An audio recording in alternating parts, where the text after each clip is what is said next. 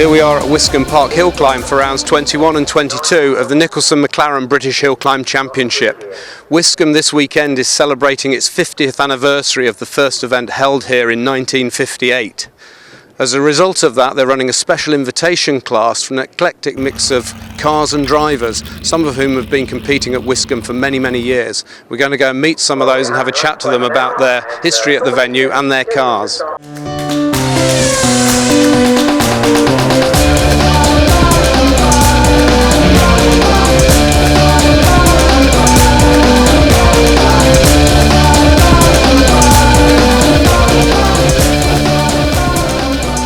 In the invitation class for the golden anniversary at Wiscombe Park, we've seen a tremendous variety of cars and we've seen a whole spectrum of drivers as well. We're here with Natalie Gilbert. Natalie, you started competing when you were 17. Yeah, I started competing when I was 17, now 20, so I've been competing for 3 years and I've always used the same car. Now tell us a little bit about the car. This is a Mini Cooper S. Yeah, 1965. She's always been local to the Bristol area. First of all, Jonathan Buncombe had her, and he did autocross and players number 6. Very successful with the car. It then disappeared for a few years, and Dad found it in a barn, did the renovation on it. He's done a few rallies in it since, and ever since we've been doing hill climbing now, so it's going well. That's fantastic. You see a car with continuous hill climb history out on events, and with a very young driver steering it very well. Yeah, the car first came here in 1966, so it knows the venue, and I'm certainly learning it, so it's going well. It's a good day. When you first started, Natalie, what sort of times were you doing in those days? When I first started, I was really pleased with my first run with a 58. I'm now in the 51, but that seems to be my barrier, so I'm going to try and break that on this sunny day, so it'll be good. The hill's in excellent condition, that's for sure, and how close have you got to that today? I did a 51.22, and I really just want to get into the 50s today, and then I'm starting to compete with the old man's times then, so it'll be good. Excellent. That fighting spirit's what it's all about, isn't it? A continual improvement on your personal best? Yeah, personal best is what I try and aim for, just beat that every time, really. Beat my own times and his. Hey, don't forget he still owns the car, Natalie. Well, there is that, but it's mine. Well done. Have a great day, and we'll look forward to seeing you on the hill. Thank you very much.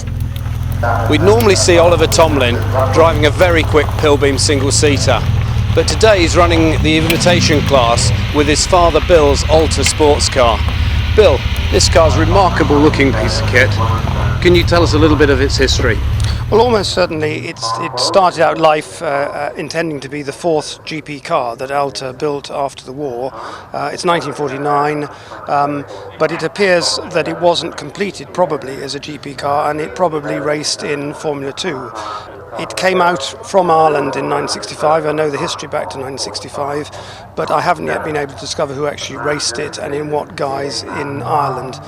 If I can find that out, then I'll know its history right back to the time it left the factory.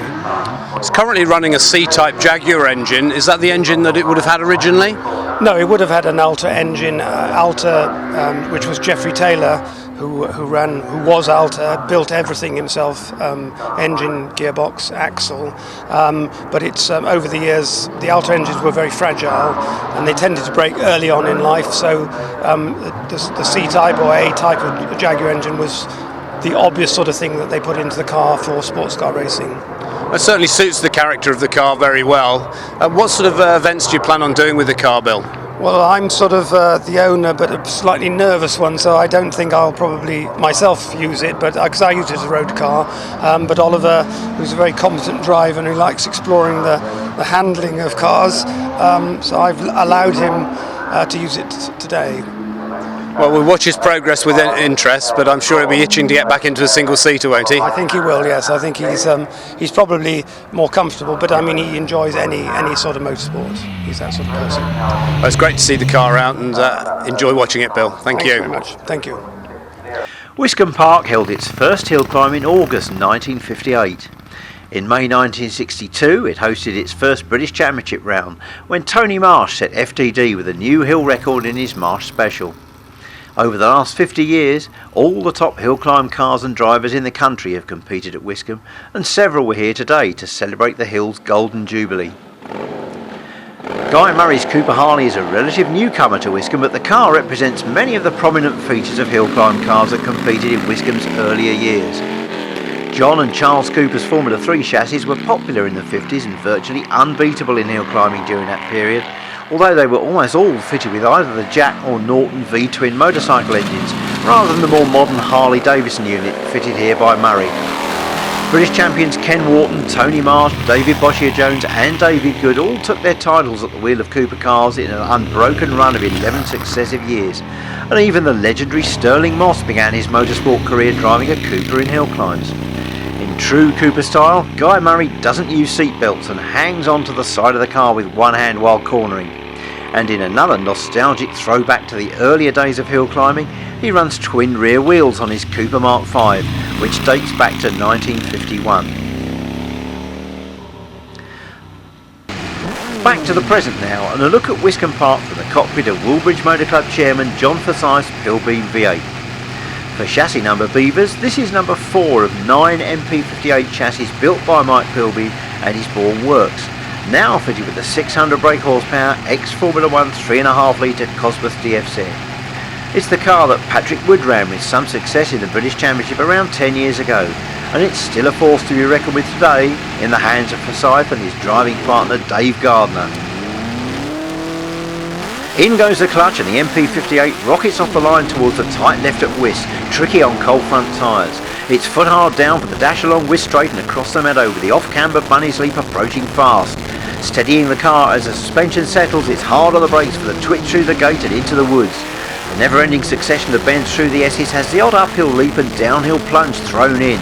Progressive throttle openings are essential to keep the car in balance before braking hard for the right-hand hairpin at Saltbench. Keep it tight here and try not to run out too wide and hit the bank as the road camber changes on the exit. Now it's full throttle as soon as you can for the 3-figure blast up the narrow lane to Martini hairpin. The finish is just around the bend, but be careful not to give it too much power as the right-hand bank is strangely magnetic. Already we're over the line and coasting slowly into the holding paddock. Thanks for the ride, John. A year or two ago, our presenter Tony Wiltshire was one of the men to beat here at Wiscombe. Let's flash back to watch him in action on his local hill. Good start from Tony and a good run into Wiss by the man who set the outright pace here on more than one occasion. The 2-litre Ralt Peugeot is absolutely flat over Bunny's Leap and late braking into the gate sets the car off on an ultra smooth passage through the S's. It's really looking good here for Tony, but he's just a shade too late on the brakes into Sawbench and pays the penalty. The car washes out and he needs full lock to keep it out of the bank. Precious fractions of a second are lost, but he's not giving up as he floors the throttle on the run up to Martini. Hurling the car into the left-hander, he gives it a bootful of power and the back end just steps out as he crosses the line. Nice one, Tone. You're looking at one of the quickest Ford pushrod escorts in hill climbing. Let's take a trip to the top with Martin Pike, whose Mark 1 is a regular class winner and record breaker at club events here at Wiscombe. It's a tight line from Wiss into the Escort as Pike places the Escort perfectly. Bunny's Leap is coming up and the Escort shaves the barrier on the left, almost removing our camera. It's quick through the gate and up through the S's. Pike places the car perfectly through the series of swerves, just getting a wheel over the verge on every apex. Up into Sawbench now, charging through the final part of the S's and it's hard on the brakes for the hairpin. Pike keeps it tight and with full power on the exit hangs the tail out, powering up Castle Straight. Martin's running Wiscombe's 26-car Golden Jubilee Celebration class today and beats the lot, including several single-seaters. It's an amazing performance for the Ford Pushrod Power Saloon.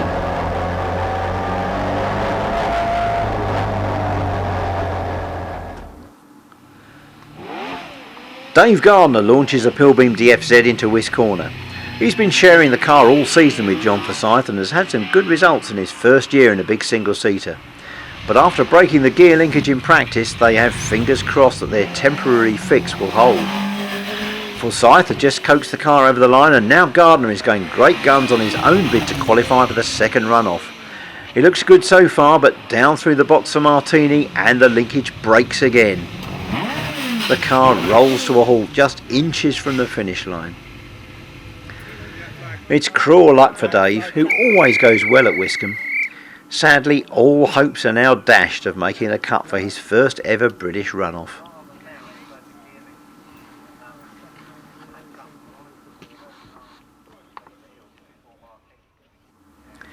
If you think you've seen this car before, you'd be right. It's the very same Ralt RT34 that we saw earlier in the hands of our presenter Tony Wiltshire. But this time it's new owner Terry Graves at the wheel, and the car now has a new colour scheme and a new 2.4 litre Duratec engine. Terry has had a good season with the car so far, including an FTD at Castle Hillclimb in Cornwall. He's pushing on hard here at Wiscombe too, but he's into Sawbench on too wide a line. The car runs wide and Graves just nudges the bank. He tries to get going again, even though the run is blown, but stalls the engine. It'll be a failed run, but at least he has another run to come. Haverfordwest farmer Bill Morris is one of the real characters of hill climbing. He's been at it longer than most, and in a variety of cars, but he still enjoys his sport immensely, even though he's now competing against the sons of many of his former competitors. Bill's a regular at Wiscombe, even naming one of the farm cats after the venue when many years ago it travelled here by accident under the bonnet of his Ford Sierra tow car. Bill's 2 litre Pilbeam Millington is a familiar sight in southwest hill climbing, and although he's not quite on the pace to make the runoff cut today, a Wiscombe Park meeting wouldn't be quite the same without the genial Welshman.